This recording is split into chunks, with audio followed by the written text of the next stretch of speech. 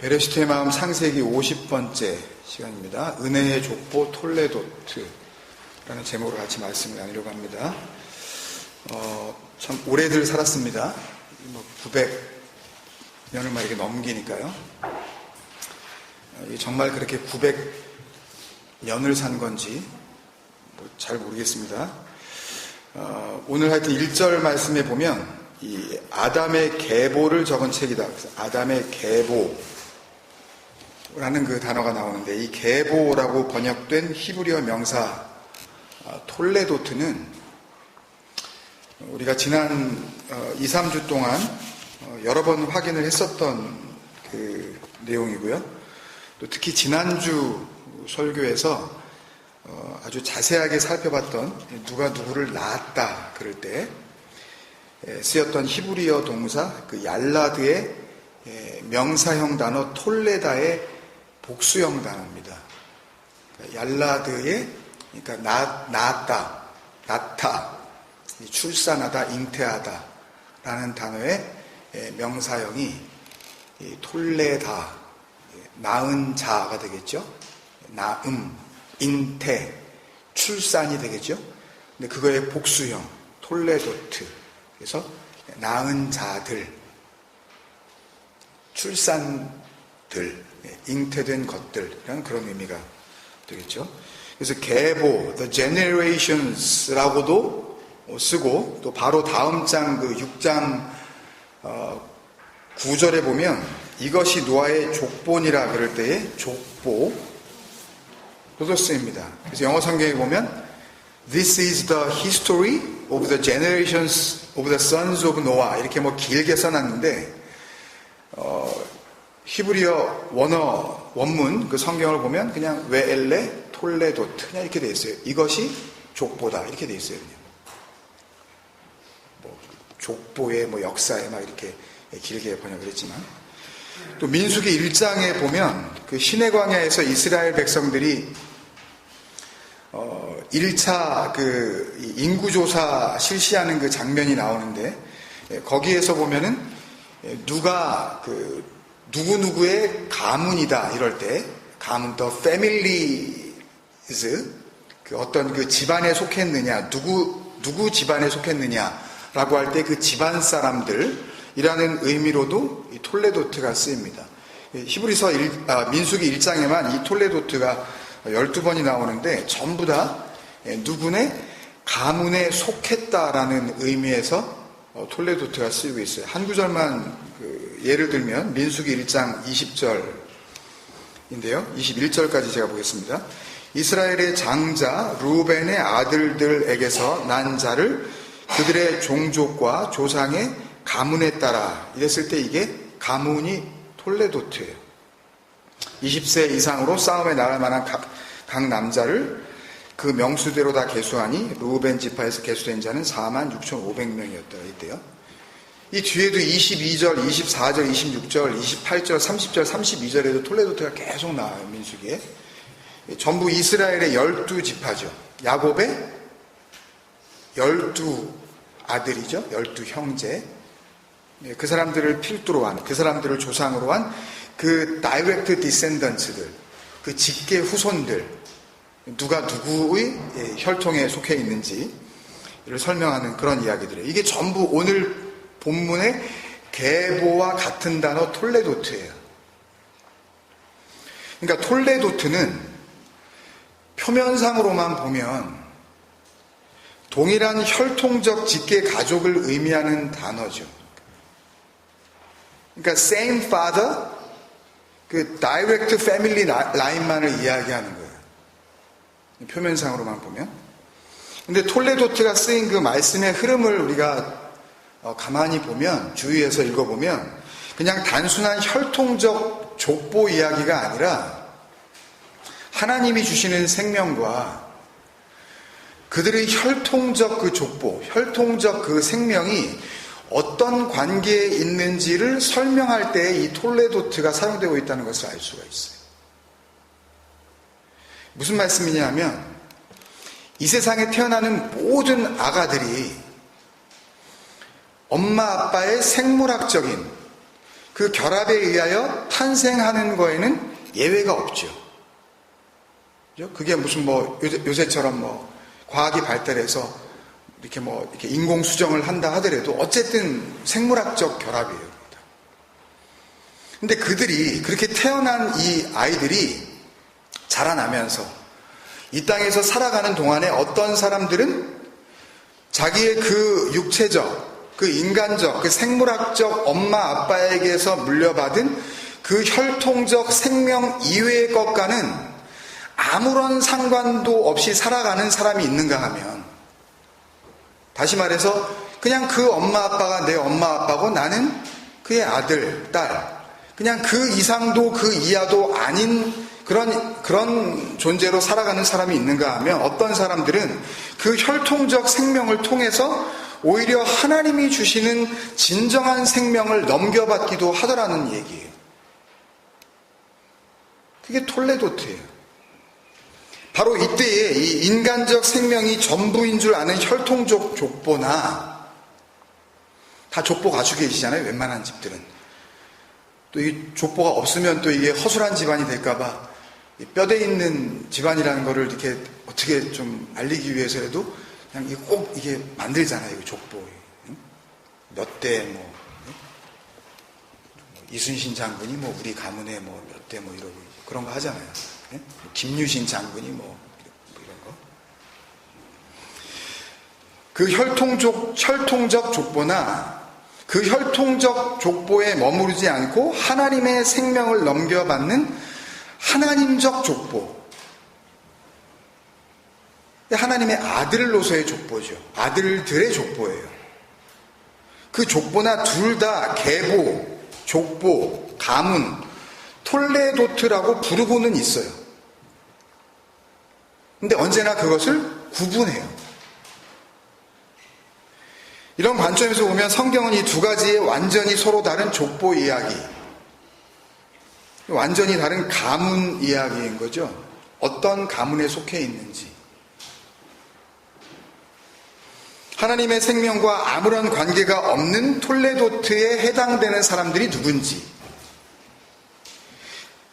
하나님의 생명과 연결되어 있는 톨레도트는 어떤 사람들인지를 구별해 주시는 책인 거예요.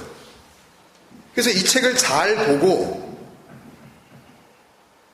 참 생명이 무엇인지 알고, 진정한 하나님의 은혜의 족보가 무엇인지 알고, 조금 더 길게 말하자면 성경 말씀 안에 약속으로 담아놓으신 하나님의 생명을 발견하고 그 생명 안으로 들어가는 그 길을 열어주시기 위해서 혈통으로 난 자들과 하나님께로부터 난 자들을, 그 두 족보를 구별해 나가시는 거예요.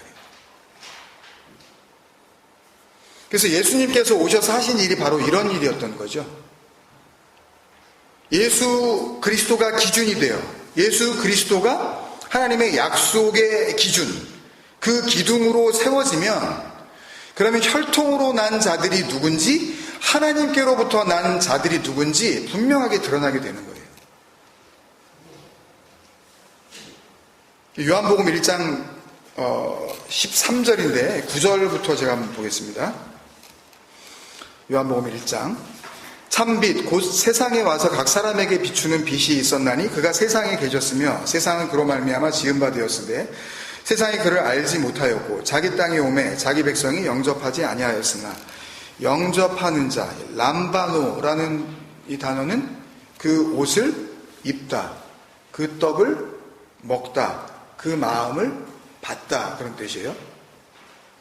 복음을 다 이렇게 설명하고 있는 단어가 영접이에요.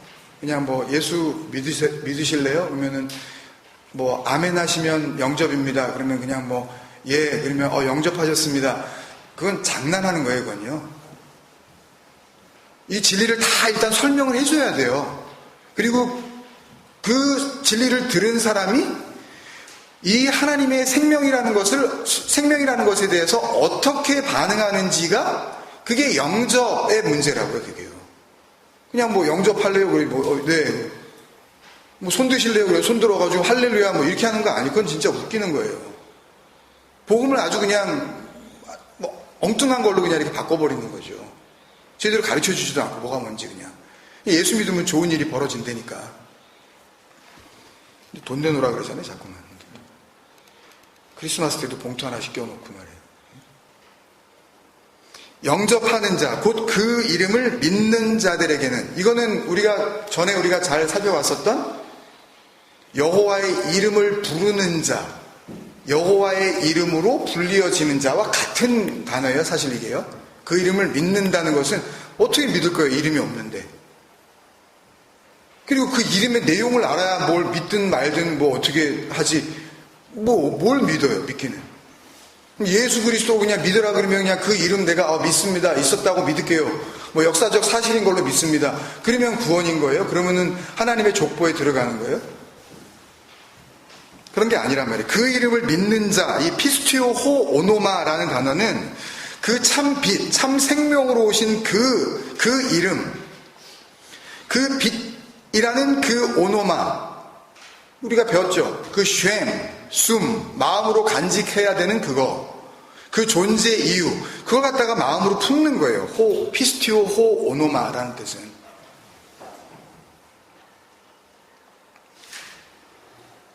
그 이름을 믿는 자들에게는 하나님의 자녀가 되는 권세를 주셨으니 이는 혈통으로나 육정으로나 사람의 뜻으로 나지 아니하고. 이걸로 나면 뭐가 돼요? 혈통으로 엄마 아빠가 서로 만나서 그냥 사람의 뜻으로 나면 이게 뭐가 돼요? 이게 아브람이죠. 그냥 그건 아무것도 아니에요, 아직요. 이렇게 태어나는 걸로는, 혈통으로는, 그 족보가 아무리 이순신 장군의 할아버지의 뭐 직계 라인이고 뭐 그렇게 아주 뭐 연결되어 있다 그러더라도 그렇게 태어나는 걸로는, 그 족보로는 하나님의 족보, 하나님의 자녀라는 그 은혜의 톨레도트, 그 구원의 그 반열에는 들어갈 수가 없는 거라는 거죠. 뜻으로 나지 아니하고 오직 하나님께로부터 난 자들이니라. 에크데우 겟나오, 이게 얄라드예요. 하나님에게서 난 자들. 참 빛이 오면, 예수 그리스도가 이 땅에 세워지면 그 빛이, 그 예수 그리스도가 뭘 의미하는지 알아보는 자가 있는가 하면 그걸 못 알아보는 자가 있어요. 그 언약의 기둥을 가지고 십자가로 만들어 놓고 그걸 갖다가 뭐 여기다 세워놓고 뭐 여기다 달고 그러면 하나님 믿는 거라고 이렇게 막 착각하게 만드는 그런 무리가 있는가 하면 거기에 담겨져 있는 그 생명을 넘겨받는 자들이 있더란 말이에요. 영접이 되는 자가 있는가 하면 영접이 안 되는 자가 있다고요. 하나님의 은혜 안에 다시 태어나는 사람이 있는 거예요. 아브라함들이죠. 루하마가 아니라 루하마들이 있는 거예요. 그냥 자연스럽게 그렇게 구분이 되는 거예요. 하나님의 은혜의 족보가 그 혈통적 족보와 뚜렷하게 구분이 되는 겁니다. 예수 그리스도와 같은 내용의 삶을 살다 가는 걸로 보시는 구원의 계보에, 예수 그리스도의 그 계보에 들어가는 자들이 생기는 거예요. 이게 어떻게 가능하죠? 그게 제일 중요하잖아요. 이게 어떻게 가능해요? 이게 구원 받았다 그러는 거잖아요. 그러니까 우리가 만약에 하나님을 믿고 예수 그리스도로 말미암아 구원을 받았다라는 이야기는 이 족보 위에 올라서 있는 거 아니에요? 그죠? 누가복음 3장에 예수 그리스도, 거기에 사실은 내 이름도 포함되어 있는 거 아니에요? 사실 구원받았다면. 그러면 내 얘기인데, 그럼 이게 어떻게 가능하셨죠? 어떻게 이게 이루어진 거예요? 그러니까 이게 성경이 이야기하려고 하고 있는 하나님의 약속의 모든 내용이죠. 그게 어떻게 이게 가능한지, 어떻게 그 구원의 족보, 그 은혜의 계보가 세워지는지, 내가 어떻게 그 하나님의 그 계보에 들어갈 수 있는지, 그게 제일 중요한 거 아니에요. 창세기 그 45번째 시간, 그 약속의 표 오트 할 때부터 거의 매번 언급한 거니까 뭐 한 달을 넘게 지금 계속 집중했던 내용인데, 지금까지의 한 5주 정도의 설교를 다 압축한 그 내용으로 정리를 하자면 이렇게 정리를 해볼 수가 있어요. 하나님께서는 말씀을 주셔요. 우리에게는 기본적으로 성경이 되겠죠. 그죠? 근데 말씀을 주실 때에 그 말씀과 함께 그 말씀이 담고 있는 하나님의 약속의 내용이 무엇인지 그것을 상징하는 표를 주세요. 그게 예수 그리스도로 오는 거고 그게 나란 말이에요. 육체를 입고 있는 예수, 나. 그러니까 그 표를 안 받는 사람은 없는 거예요. 그러니까 이 땅에 태어나는 모든 육체를 입은 인생들은 전부 나라는 그 표를 달고 나오는 거라고요. 그러니까 그 표를 다 받은 거예요. 무슨 말씀인지 아시겠어요? 나는 받은 적 없는데? 이게 표라니까요, 이게. 그 하나님의 약속의 내용을 담고 있는 표가 성경이고 말씀이고 예수 그리스도고 나라는 말이에요. 근데 그 표를 받은 사람이 모두가 받는 겁니다. 예외가 없어요. 뭐 교회를 다니든 안 다니든 뭐 성경을 받든 안 받든 그 상관없어요. 그냥 나면 그냥 표를 받은 거예요. 그 표를 받은 사람이 그 표가 의미하는 하나님의 약속을 자신에게 주시는 진짜 생명, 그 새 생명으로 받게 되었을 때 그때 그들이 하나님께로부터 난 자들이 되는 거예요. 중간에 설명해야 될 것들이 많지만 압축해서 이야기하자면 이렇다고요. 그래서 이렇게 하나님의 약속의 표의 완성으로 오신 그 하나님의 아들 예수 그리스도, 이걸 조금 길게 표현하자면 우리가 잘 알고 있는 로마서 5장 8절 말씀에 우리가 아직 죄인 되었을 때 그리스도께서 우리를 위하여 죽으심으로 하나님께서 우리에게 대한 자기의 사랑을 확증하셨느니라 했어요. 그러니까 우리에게 대한 그 하나님의 사랑의 확증, 그러니까 하나님의 사랑은 그 그리스도를 죽이는 거예요. 그러니까 예수를 보내셔서 죽이고 그리스도로 죽이셔서 우리에게 대한 사랑을 확증, 그걸 갖다가 확실하게 보여주시는 거라 그랬으니까 하나님 사랑이라는 것에 대해서 오해할 여지가 없는 거죠. 그죠? 다른 거 아니란 말입니다. 뭐 나를 사랑하시는 하나님이라는 의미를 오해하지 않아도 된단 말이에요. 뭐 장사가 잘 되게 해주신다든지, 뭐 아픈데 뭐 낫게 해주신다든지, 그런 거하고 사실은 연결이 안 돼 있는 거죠. 하나님의 사랑이라는 것은. 그러니까 다시 말해서 우리에게 대한 하나님의 사랑이 어떠한 사랑인지를 정확하게 보여주시는 약속의 표, 그 확실한 증거로 오신 예수 그리스도에 의하여 하나님의 은혜의 족보 안으로 들어가게 된 자들은 결국 자기를 낳아주고 그래서 자기에게 인간적 생명을 주신 분들, 자기가 생각할 땐 이게 생명이라고 믿었었던, 나에게 생명을 준 분들이라고 믿었었던 그 육신의 그 엄마 아빠에게로부터 받은 그 혈통적 족보, 그 육체적 생명을 부인하게 되고 엄마 아빠를 무시한다는 걸로 받으시면 안 돼요. 이거 잘 받은 거예요. 그 생명을 부인하게 되고 이 생명이 아니네, 이게 생명이 아니었네, 예수 그리스도로 말미암아 그것을 깨닫게 되고 하나님께서 넘겨주시는 하나님의 생명을 자신의 진정한 생명으로 넘겨받는 재탄생의 경험을 하게 된다는 말씀이에요. 족보 안으로 들어간 자들에게 하나님의 족보. 이때 물론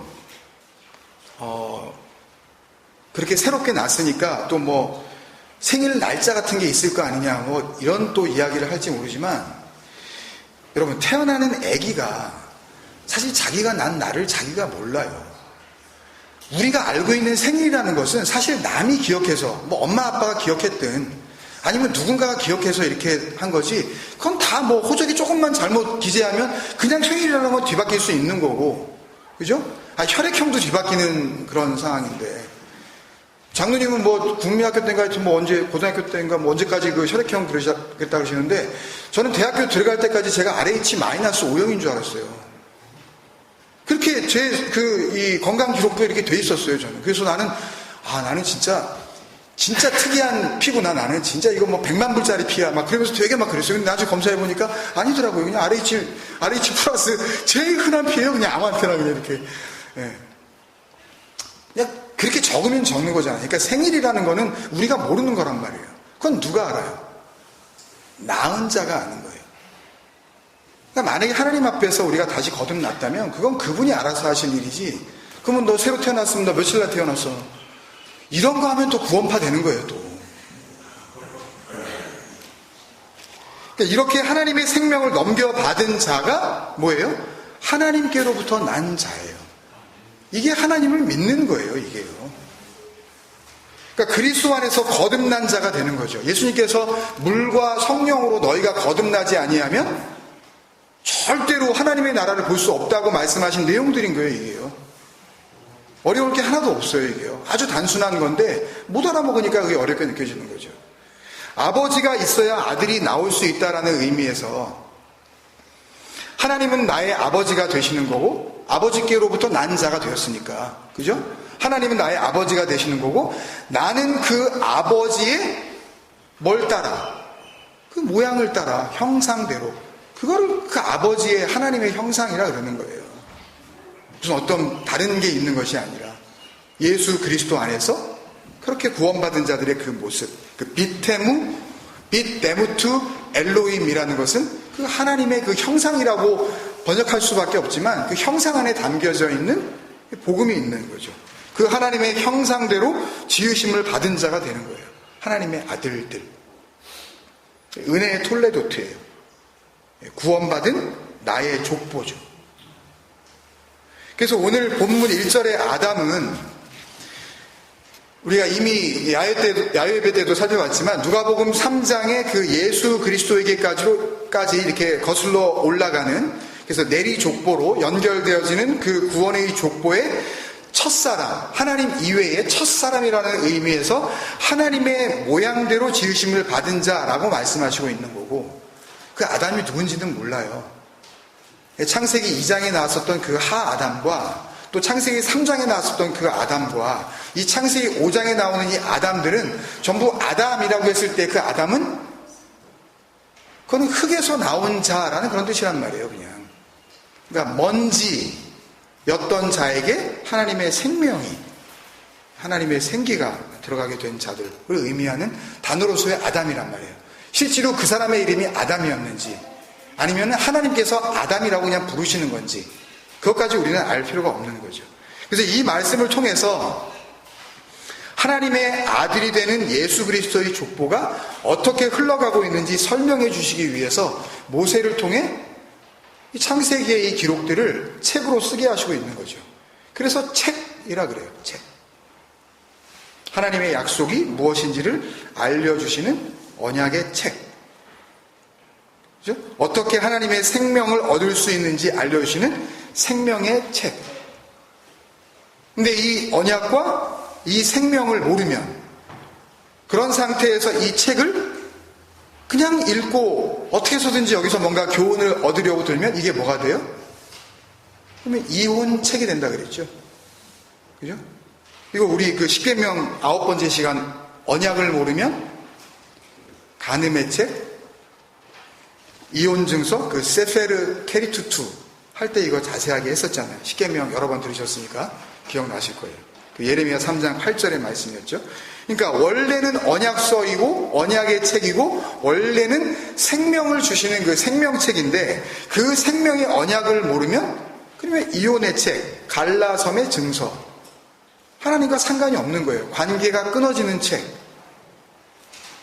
그래서 오늘 1절 말씀이 이것은 아담의 계보를 적은 책이니라. 제세페르 톨레도트 아담, 이렇게 딱 4자만 되어 있거든요. 이 짧은 구절이지만 이 말씀은 나머지 창세기 이제 5장이니까 나머지 45장의 모든 말씀들, 그리고 구약의 나머지 38권의 말씀들, 그리고 신약의 27권의 모든 말씀들의 그 의미와 목표를 분명하게 담아내고 있는 진리를 선포해주고 있는 말씀이에요.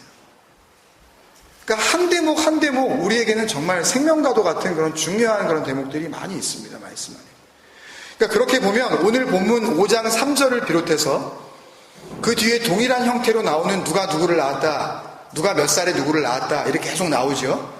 6절, 9절, 12절, 15절, 18절, 21절, 25절, 28절, 32절 같이 누가 몇 살에 누구를 낳았다는 그 말씀들은 딱 그 나이에 바로 그 사람이 깐난쟁이 아이로서 그 다음에 나오는 그 이름 붙여지는 그 아기를 아빠로서 낳았다라는 그 의미라기보다는 그들이 그 나이에 이르렀을 때에 그의 자손 중에, 그게 아들이어도 좋고 손자라도 좋고 증손자라도 좋아요. 그건 알 수가 없는 거예요. 얄라드라는 단어는 반드시 아빠 아들의 관계가 아니라고 말씀을 드렸습니다.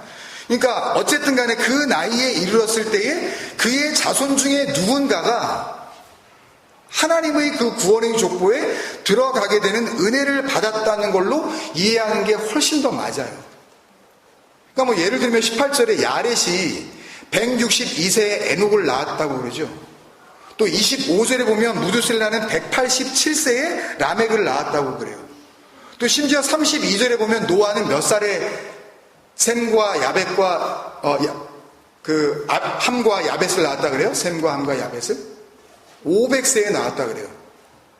그러면 그 전까지는 아기를 못 낳고 있다가 그 나이 돼서야 아기를 낳았다는 말로만 이게 우리가 이해를 해야 되겠습니까? 그죠? 더 혈기왕성할 때는 아기를 못 낳다가 왜 500살이나 돼야 아기를 갖다가 셋을 낳아요? 그러니까 이 의미는 단순히 아기를 그 나이에 낳았다라는 의미가 아니라 그 나이에 이르렀을 때에 정말 하나님께서 보시는 생명 탄생의 그 구원의 족보가 이루어지기 시작하였다. 나는 복음으로 읽는 것이 훨씬 더 맞다는 말씀입니다. 예를 들어서 사도행전 16장에 보면요, 바울이 2차 전도 여행을 갔을 때에 오늘날의 그 터키에 해당이 되어지는 그 소아시아 그 너베와 루스드라라는 도시에 갔을 때 디모데라는 청년을 만났다는 그 장면이 나와요. 우리가 잘 알고 있죠. 근데 거기에 보면 디모데의 엄마 아빠를 소개하는 대목이 있는데 사도행전 16장 1절이에요. 바울이 더베와 루스드라에도 이름에 거기 디모데라는 제자가 있으니 그 어머니는 믿는 유대 여자요 아버지는 헬라인이라. 그러니까 이름은 소개가 안 되지만 디모데를 낳은 엄마 아빠가 따로 있단 말입니다. 그죠? 근데 이때로부터 대략 한 15년쯤 뒤에 이 바울이 디모데에게 편지를 써요. 디모데 전서, 디모데 후서인데 그 디모데 전서에 보면 그 디모데를 자기가 낳았다고 그래요. 그리고 내 아들이라는 말을 해요. 디모데전서 1장 1절에서 2절 그리고 18절인데요. 먼저 1절에서 2절. 우리 구주 하나님과 우리의 소망이신 그리스도 예수의 명령을 따라 그리스도 예수의 사도된 바울은 믿음 안에서 참 아들된 디모데에게 편지하노니, 이 믿음 안에서 참 아들된 디모데라고 했을 때 그 헬라어 원어 티모데오 그네시오 테크노 엔피스테이라는 이 단어는 믿음 안에서 낳은 진리의 내 아들 디모데, 이런 뜻이에요. 다시 한번요. 믿음 안에서 낳은 진리의 내 아들 디모데. 하나님 아버지와 그리스도 예수 우리 주께로부터 은혜와 긍휼과 평강이 내게 있을지어다. 내 아들이라 그래요, 디모데를. 엄마 아빠가 따로 있는데. 그죠? 18절은 더 노골적이에요. 아들 디모데야, 이 테크논 티모데의 이 호칭, 이 혹격인데요. 내 아들 디모데야, 그런 뜻이에요. 그냥. 내 아들아, 그렇게 부르고 있어요. 내가 내게 이 교훈으로서 명하노니 전에 너를 지도한 예언을 따라 그것으로 선한 싸움을 싸우며. 아예 내 아들아라고 불러버려요. 한 군데만 더 볼게요. 빌레몬서 한 장밖에 없으니까 10절을 보려고 그러는데 문맥을 좀 알기 위해서 8절부터 제가 읽겠습니다. 10절까지. 이러므로 내가 그리스도 안에서 아주 담대하게 내게 마땅한 일로 명할 수도 있으나 도리어 사랑으로서 간구하노라. 나이가 많은 나 바울은 지금 옥중 서신 가운데 하나죠. 그죠? 바울이 1차 이 로마 감옥에 수감됐을 때 기록한 그 서신이죠. 나이가 많은 나 바울은 지금 또 예수 그리스도를 위하여 갇힌 자 되어 갇힌 중에서 낳은 아들 오네시모를 자기가 낳았대요. 자기가 수감되어 있는데 나이가 많은데 아기를 낳았다는 이야기일까요? 어디 자기 부인이 그 옥중까지 와가지고 어떻게 수태가 됐다는 말을 하는 게 아닐 거 아니에요. 그죠? 바울이 옥중에서 아기를 낳은 이야기가 아니죠. 어떤 경로에 의해서 그렇게 됐는지 모르지만 이 오네시모가 로마 감옥에 갇혀 있었던 바울을 만나게 된 거예요. 그리고 그 바울에 의하여 분명한 건 진리의 복음을 듣고 은혜를 깨달아 내 생명이 생명이 아니라 하나님께서 주셔야 하는 그 생명이 참 생명이라는 것을 알고 그 하나님께로부터 난 자가 되는, 하나님께로부터 생명을 받게 되는 하나님의 아들이 되었다는 의미에서 갇힌 중에 낳은 내 아들이라고 그러는 거죠. 오네시모를. 그게 진짜 아들이에요. 진짜 내 아들이에요. 그게. 우리말 성경은 그 헬라어 그 원문에 나와 있는 나의 아들이라는 의미의 그 1인칭 소유격 형용사 그 에모스, 에무라는 단어를 번역해 주지 않았어요. 근데 영어 성경 가지고 있는 분들 보세요. 분명 영어 성경에는 my son 오네시무스라고 나의 아들 오네시모 빼먹지 않았어요. 에모스, 나의 것. 여러분 우리가 알다시피 오네시모는 바울의 친자가 아니에요. 오네시모의 아빠가 바울이 아니라고요, 여러분. 근데 바울은 오네시모를 자기가 낳았다고 그러고 내 아들이라고 그런단 말이에요. 무슨 뜻이겠어요, 여러분?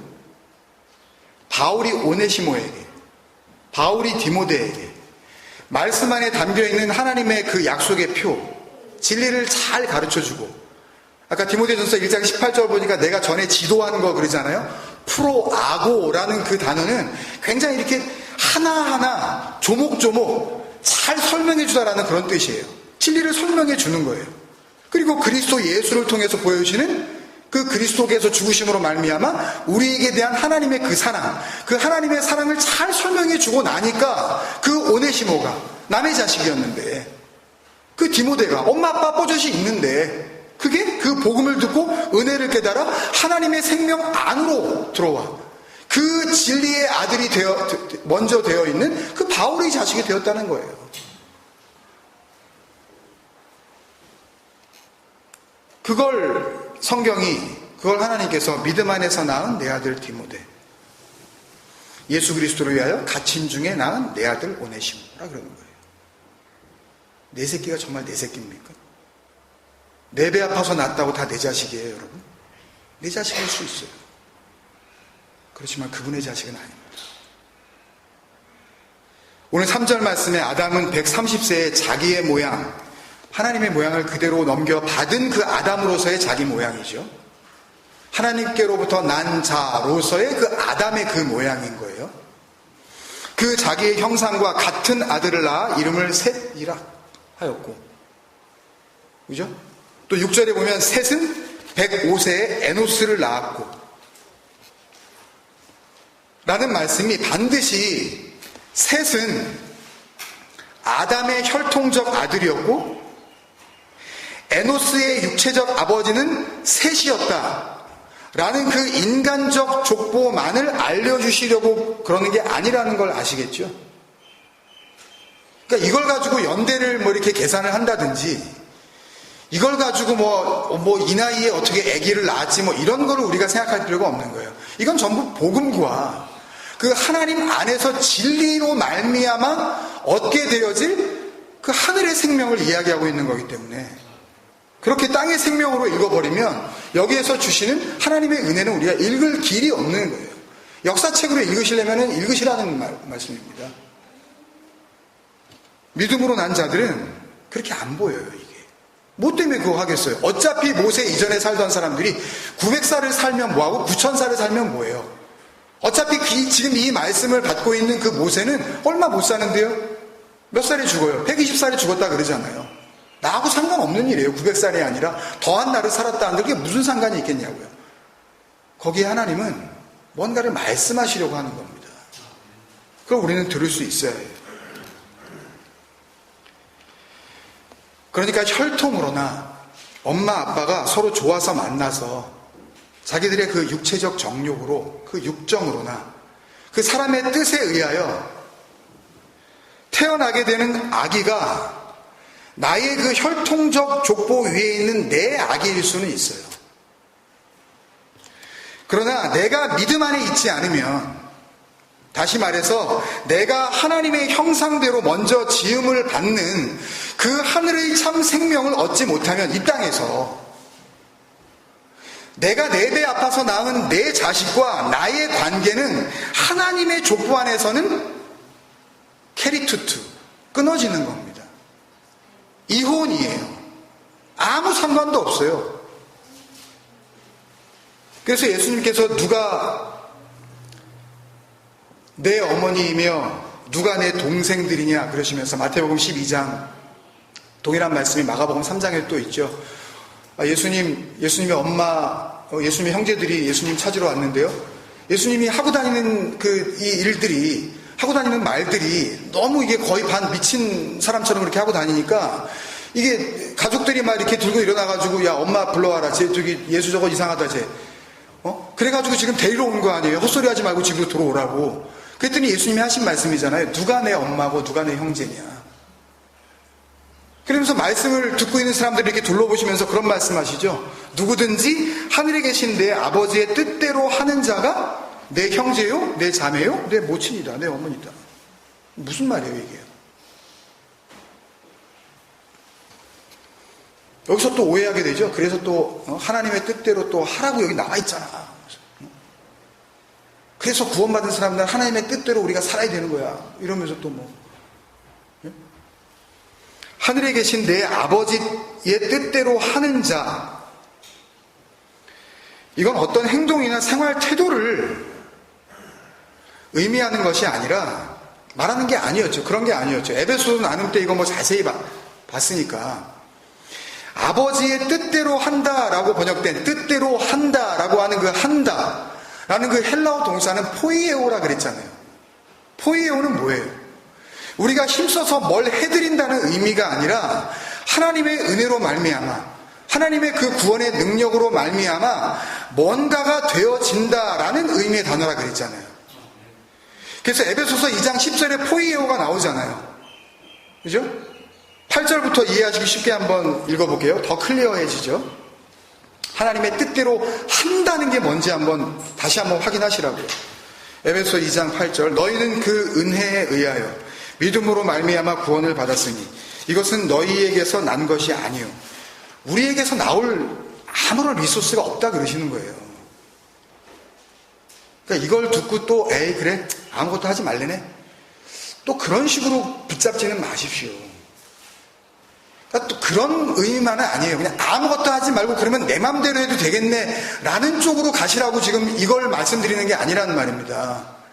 진리가 뭔지, 복음이 뭔지, 참 생명이 뭔지, 예수 그리스도가 의미하는 것이 뭔지, 하나님께로부터 난다는 게 뭔지 그걸 제발 좀 알아들으시란 말입니다.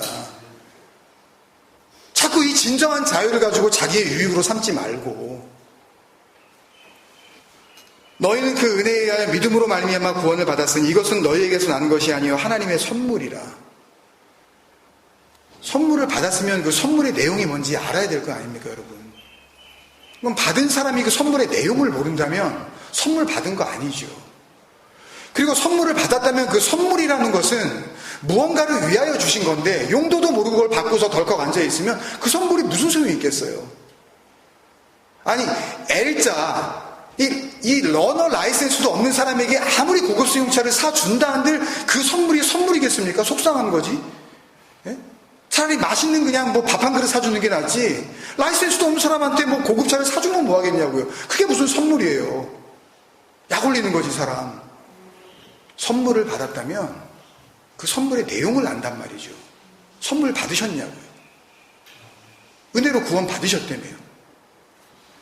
행위에서 난 것이 아니니 not of works. It's not coming from any action. 그러니까 이게 우리가 뭘 해가지고 되는 게 아니기 때문에 더 힘든 거예요 이게요. 차라리 교훈을 전하고 한번 열심히 한번 해봅시다. 그러니까 아직 한번 우리 헌금을 내는데 요번에 한번 1년 다 쓰고 나가지고 한 10만 불 모아봅시다. 그럼 깔끔하죠. 눈에 보여지니까.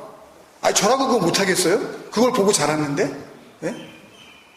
우리도 한번 땅 사봅시다. 우리 눈 감기 전에 우리 눈에 흙 들어가기 전에 우리 다음 세대들에게 저쪽에 좀 한 30분이라도 나가가지고 땅 우리 한 몇 필지라도 우리 좀 한번 사놓고 우리 죽읍시다. 그러면 신이 나죠. 한 푼 한 푼 모이는 그 재미가 있잖아요. 이건 보이는 것도 없고 뭐 하라는 것도 없고 뭘 해야 될지도 모르겠고 더 힘들죠. 그래서 율법을 붙잡는 거예요. 은혜를 준다 그래도. 우리는 그가 만드신 바라. 이게 포이에오죠. 이게 포이에마죠. 에스멘 포이에마. 우리가 만들어진 것. 그죠? We are his workmanship. 누가 일하시는 거예요? 아버지가 일하시는 거예요. 우리는 그냥 지음을 받는 거예요. 그리스도 예수 안에서 선한 일을 위하여 지으심을 받은 자니, 또 이것도 또 오해하기 딱 쉬운 일이죠. 이 선한 일이라는 것은 설명하고 넘어가야 될 것 같아서 마태복음 19장에 보면 어떤 부자 청년이 와서 주님께 이렇게 묻는 장면이 나오죠. 내가 무슨 선한 일을 하여야 영생을 얻으리이까? 그래서 주님이 뭐라 그러셔요? 성경을 보면 선한 이는 하나님 한 분이라고 이렇게 번역이 되어 있지만 원래 원문에는 선한 것은 하나님 하나야 이렇게 되어 있어요. 그냥. 그러니까 선한 일을 위하여라는 것은 하나님이 뭔가 하실 그 일을 위하여지 착한 일 하라 그러는 거 아니에요. 아니, 착한 일 해야죠. 착하게 살자고요. 근데 그것과 성경이 이야기하는 그 선함과는 차원이 다르다니까요. 아니 라면 박스를 진짜 뭐 100만 박스를 갖다 우리가 1년 평생 이렇게 도네이션하고 죽었다고 칩시다. 그럼 참 선하죠. 그러나 그 선함과 성경이 이야기하는 우리를 지으시는 그 아버지의 선함은 비교할 수가 없는 그런 선함이라니까요. 아예 차원이 달라요. 그걸로 이걸 설명할 수도 없고 이걸로 그걸 설명할 수도 없는 선함이에요. 그러니 이해를 못하죠. 은혜가 없으면. 그러니까 말씀 한 단어 한 단어가요. 은혜를 모르면 지뢰밭입니다. 그냥. 여기 써있네. 선한 일 하라고. 근데 너는 왜 이렇게 나쁜 짓을 해? 왜 넌 너밖에 몰라? 뭐 이런 식으로 우리가 적용을 하게 되는 거죠. 그러니까 은혜를 모르면 성경을 가지고 자꾸만 이렇게 사용하려고 들면 안 돼요. 성경에 의해서 우리가 다루어짐을 당하는 거죠. 성경이 우리의 다루어짐을 당할 도구가 아니란 말씀입니다. 그걸 두고 자꾸만 적용하시려고 그러면 안 돼요. 그 말씀에 의하여 내가 죽어야 되는 거란 말입니다. 나의 생명 없음이 드러나야 되는 거란 말이에요. 그리고 참 생명이 무엇인지 설명이 되어지고 있는 말씀으로 그렇게 우리는 받아들여야 된다는 이야기죠. 이 일은 하나님이 전에 예비하사 우리로 그 가운데서 행하게 하려 하심이니라. 여러분 그러니까요. 보세요. 은혜를 아셔야 돼요. 은혜가 먼저예요. 이런 설교는 은혜를 설명하는 것뿐이에요. 은혜는 은혜를 주시는 그분과 여러분 안에서 이루어지는 일들이기 때문에 제가 상관할 수 있는 일이 아니란 말씀입니다. 저는 은혜의 길이 무엇인지, 은혜가 무엇인지, 그 선물이 무엇인지 그걸 잘 설명해 드리는 것, 그것 이상밖에는 제가 할 수 있는 일이 없는 거죠. 예수 그리스도가 담고 있는 그 하나님의 은혜 안에서 죽고 다시 살리심을 받지 못하면 예수님이 태어난 같은 배에서 그 배에서 나온 예수님의 핏줄이라 할지라도 하나님의 그 은혜의 톨레도트 안으로는 들어갈 수가 없는 거예요. 누구한테서 나는가가 중요한 게 아닙니다. 어저께 밤에 보니까 우리 주생의 온라인 식구 가운데 한 분이 글을 올려주셨는데 2014년도 한 해를 돌아보시면서 글을 올리셨는데 거기에 보면 내가 살아야 되겠더라고요. 내가 살아야 내 아이들이 살고 내가 살아야 내 주위에 있는 사람을 살릴 수 있는 거 아니겠냐는 말씀을 이렇게 적어주신 내용이 있었어요. 여러분 그렇습니다. 여러분. 내가 하나님의 형상대로 먼저 지음을 받지 못하면 적어도 나는 내 아이의 진정한 생명과는 아무런 상관도 없는 자가 되는 겁니다. 하나님의 그 은혜의 족보 위에 내가 내 배 아파서 난 내 아이에게 진정으로 그 진리의 족보 위에 있는 아비가 되기 위하여서는 그 진리 안에서 내가 먼저 살아나야 될 줄로 믿습니다. 여러분 어느새 한 해가 지고 또 한 해가 옵니다. 다가오는 새해가 그 참된 생명 안에서 진정한 새해가 될 수 있도록 그 새 생명 주시는 하나님의 진리 가운데 거하시기를 주님의 이름으로 축원드립니다.